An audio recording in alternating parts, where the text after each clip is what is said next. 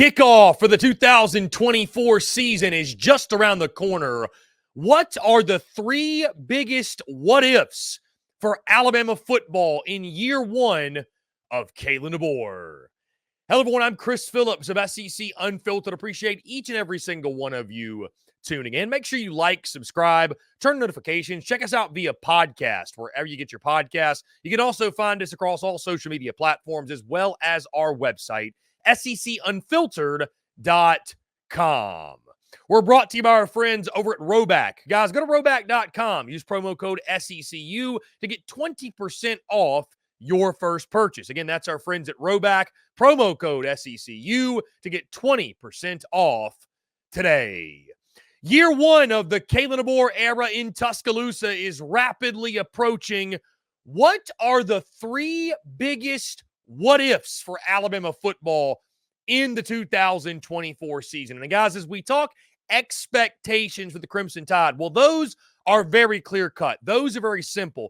Not just making the college football playoff, but competing for a national championship and an SEC title as well. And Kalen DeBoer taking over, it's a brand new situation, a brand new culture. Anybody who tells you they know exactly what's going to happen with the Alabama Crimson Tide this year is lying to you, because nobody knows, because this is so different. This is so unique. But these are my three biggest what-ifs. What if this happens? What if that happens? Purely hypothetical, but things that could go one way or another that could shape the Crimson Tide's 2024 season. Guys, my first what if for Alabama football is this. And it's interesting, the conversation, even if Nick Sabin would have came back, even if that wouldn't have been the storyline that dominated the offseason for Bama, immediately following the loss to Michigan in the college football playoff, the question we all asked here, and the question I asked myself was this: can Jaylen Mora lead Alabama to a national championship? Is he that caliber of quarterback? Or is he just an SEC championship quarterback? Is he a college football playoff quarterback? But does he have that next level? Does he have that next gear? And we saw him in spurts. I mean, guys, you look at the numbers, and I understand the numbers were really, really good. Also, he was a victim of his offensive line. Let's call it for what it is. The O-line was atrocious a season ago. But there were decisions and there were moments in that game against Michigan that you watched and you said, he's a fantastic athlete, but can he take the next step? Can he be more of a well-rounded quarterback? Can he go to his second and third and fourth read and make the type of plays and make the type of decisions that you have to make at that position to win at the highest level? Guys, my first biggest what if for Bama is this. What if Jaylen Mora thrives in Kalen DeBoer's offensive scheme?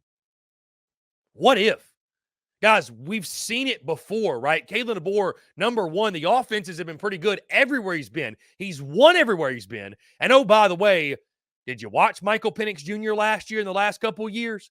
I mean, he took that kid who was really, really talented, but literally made him a contender for the Heisman to the point where he was in New York. And the only reason Michael Penix Jr. didn't win it is because there was a guy named Jaden Daniels at LSU.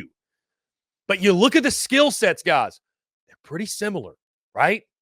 The way that Kalen DeBoer was able to get Michael Penix Jr. to use his legs, use his athleticism. I think Jaylen Mora still even is an underrated passer of the football. They're going to do some different things offensively, guys. I think you could argue the offensive scheme and the offensive system, it's going to be an even better fit for Jaylen Mora and for his skills. So, guys, what if Jaylen Mora thrives in this offense, and what if that allows him to take his game to the next level? Guys, my second what if for Alabama football in the 2024 season is this. We talk about, and it's dominated the storylines all offseason long, and that is the coaching change. Of course, Nick Sabin hangs it up, the greatest coach of all time, in my opinion. Kalen DeBoer takes over. And I think Alabama hit a grand slam with Kalen DeBoer, guys. I think this was a fantastic hire. You look at what DeBoer has done. He's won everywhere he's been. He is a winner, and he's always won, or a lot of times he's won, with the second best team on the field that day. What I mean by that is he didn't have nearly the amount of talent he's going to have at Bama. He's got to be looking around like, man, it's an embarrassment of riches here. I mean, this is incredible. because you look at the recruiting rankings and all the blue chip ratio stuff and what they had at Washington. Respectfully, they had great teams, but they had nowhere near the talent that he's got right now in Tuscaloosa. But you mentioned Nick Saban, what he meant to Bama, the aura of Saban being on the sidelines. And it just seemed like the Crimson Tide found a way. And it was, at times, it was kind of freaky the way that the football gods, things seemed to align, right, and work out for Bama with Nick Saban as head coach. And I think that wasn't by accident. So, guys, my second biggest what if for the Crimson Tide this season, what if the loss of Nick Saban is even greater than we realized it would be?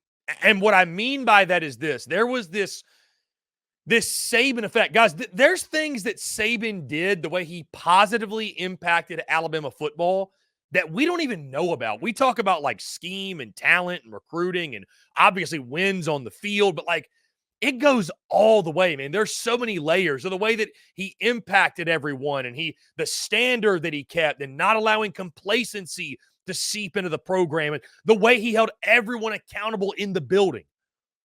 What if we realize, what if we get to a point where we look around and say, that wouldn't have happened with Saban.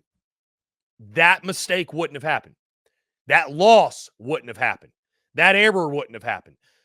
What if that happens? Like, what if the departure of Nick Saban, what if he's more difficult to replace than we're giving credit for? And I think most folks are giving a lot of credit to it, but I do think there's a community out there that believes, okay, this is going to be a seamless transition. Kalen DeBoer is just going to jump in. He's going to win from the jump. No big deal. We're Alabama. This is what we're supposed to do. But Bama hasn't always been Bama like what Nick Saban built it into. And I'm not sitting here telling you Bama's going to fall off a cliff because I don't believe that. But what if there comes a moment this season where we look and say, man, didn't factor that, didn't account for that over the summer in the preseason as the season got going? What if the loss of Nick Saban is greater than we realized and he's even more difficult to replace than we gave credit for? Guys, my third and final what if for the Alabama Crimson Tide this season. And you look at this schedule, guys, and we've talked most important game. We've talked key 3-game stretch. You know, we've analyzed this schedule inside and out, up and down, backwards and forwards. But it's very simple. The biggest game on this schedule is the game against Georgia. That is Kalen DeBoer's SEC opener. It's a night game in Tuscaloosa. And I don't know that everyone is counting Bama out, but most folks that I talk to, and you look around social media, and a lot of folks, I think most are kind of siding on the side of Georgia. Like, okay, this was a Nick Saban problem. Georgia's going to be able to take advantage. Yes, they got to go on the road, but Georgia's a touchdown favorite on the road. Like, the Dogs are going to get their revenge for the SEC title last year. You know, I say all that. I haven't seen a lot of people standing boldly and bravely and saying, calling my shot, Bama's going to beat Georgia. Kalen DeBoer is going to take down the Dogs in his SEC opener. And I understand why. I understand why no one is doing that. But guys, what if? What if Alabama beats Georgia on September 28th at Bryant-Denny Stadium? What if? What if Kalen DeBoer starts 1-0 in SEC play? You know, the fun thing, guys, about right now is that there's so many things that we think we know. And you guys know it never works out this way. There's so many things that we think we know, right? We think we know the rankings and who's going to be this and who's going to do that. And, you know, everything we got we kind of have it all neatly packaged in our mind, okay? This is how the season's going to go. This is who's in the playoff. This is who's going to win what game. And this is how it's packaged in my mind. This is how it makes sense. But as you and I, and we all know, college football makes no sense on a week-in, week-out basis. Expect the unexpected in college football. So I think most folks are looking at it like, yeah, of course, Georgia's going to beat Bama. Makes sense. Bama's going to take a slight step back. Makes sense. But what if Bama beats Georgia, guys?